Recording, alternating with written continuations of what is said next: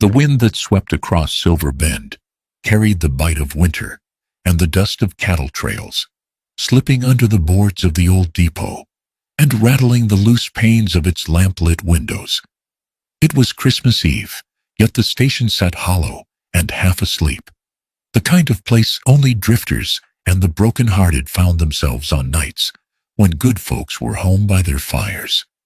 Honora Hart pulled her thin shawl tighter around her shoulders and lowered herself onto a splintered bench. Her ribs ached beneath her dress bruises from a miner who'd drunk himself past kindness, and her jaw still stung from where another man's ring had caught her earlier in the evening. The scent of whiskey and cigar smoke from the saloon still clung to her hair, as if refusing to surrender its claim on her. She set her carpetbag at her feet. It wasn't heavy. One spare dress, a cracked pot, a few wines, and the train ticket she'd bought after her shift. One way west. Anywhere west. Away from the Red Coyote Saloon. Away from the leering hands and the stale laughter. Away from nights where she'd wondered if her soul had slipped out the back door and left her body behind. Just above her boot, lying abandoned beside the bench, were two small cloth dolls. A child's toys, forgotten in haste. She reached down and picked them up.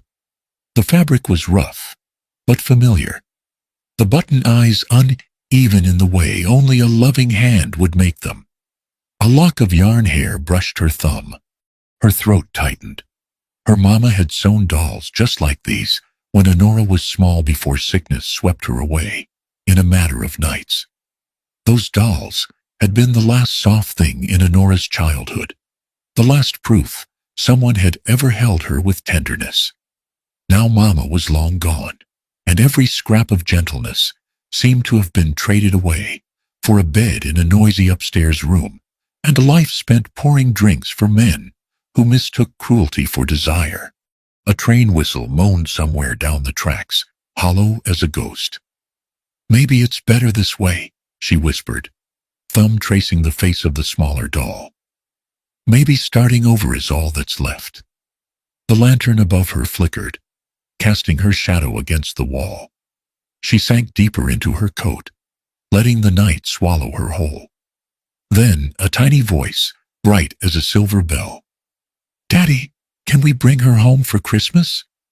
Honora startled, the dolls slipping from her hands into her lap. Before her stood a little girl with warm cinnamon skin and wide, curious eyes. About 5 years old, maybe 6, bundled in a wool coat too big for her, mittens dangling from strings. She stared up at Honora with an innocence that made the woman blink. Beside the girl stood a man, tall, broad-shouldered, with long dark hair tied back loosely and a worn jacket dusted in snow. Apache by the looks of him. His presence was steady, like the grounded hush before dawn. He gave an apologetic nod. "I'm sorry," he said, voice low and careful. "Don't mind her. She talks faster than thoughts can catch her." He shifted slightly. "Those dolls, they're my daughters. She must have forgotten them while we were waiting a bit ago." His eyes flicked to Honora's lap. "Mind if we take 'em back?" Honora flushed and fumbled with the dolls, nearly dropping them in her haste. "Oh, of course. I didn't mean to. I just—" "It's all right," the man said gently. The girl stepped forward and reached for the toys. Honora placed them in her hands, then offered a small smile. "They're sweet. Did you make them?" The little one shook her head. "No, Daddy did." She rocked on her heels. "My name's Lily. I'm 5.5. "Honora," she replied softly. "You're very sweet, Lily." Lily beamed and tucked herself against her father's side. The man cleared his throat, as if gathering courage. We're about to head home. We live a few miles out, near the Red Ridge." He hesitated. "If you don't have anywhere to be tonight, you're welcome to supper. It's not much, but it's warm." Honora blinked. "I know, thank you. But I should wait for the train." "When's it due?" he asked. She glanced toward the empty tracks. After midnight, if the weather holds. A gust of wind swept in, sharp as a blade. Lily tugged her father's sleeve. "Daddy, she's cold. She needs a warm place." The man exhaled slowly, then met Honora's eyes, steady, respectful. No judgment there. "You're welcome to come with us, just for Christmas Eve. No strings." Honora opened her mouth to refuse again. But then Lily slipped her small hand into her glove, looking up with the full, earnest hope only a child could carry. "Please come," she said. "Christmas feels lonely with just us two." Something in Honora cracked the part that had been holding her together with threadbare pride. The part that believed she didn't deserve kindness anymore. She swallowed. "All right," she whispered. "I'll come." Lily squealed, and the man Nick, he introduced himself, offered her a place beside them on the wagon waiting out seat. As they walked out into the falling snow, Honora glanced once more at the quiet station bench, the life she was ready to flee, and wondered if this unexpected bend in the trail might be the first kindness she'd known in years.